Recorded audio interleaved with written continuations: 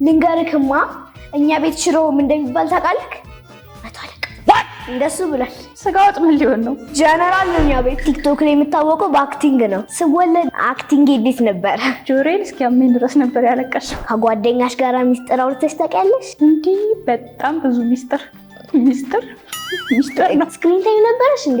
እሁድ 120 1 ብር ከ50 ነበር እየተከፈለልኝ መማረው። የቀለድሽ ነው? 50 ሳንቲም ጨምሮ በጣም ቀውጥ ያርገው ነበር።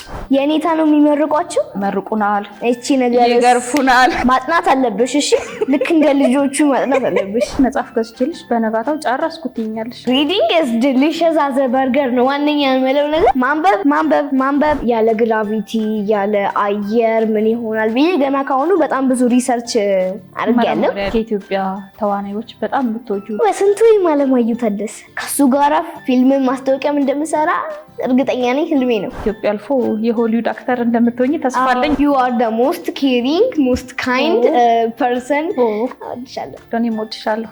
Cheers. cheers cheers. Hey.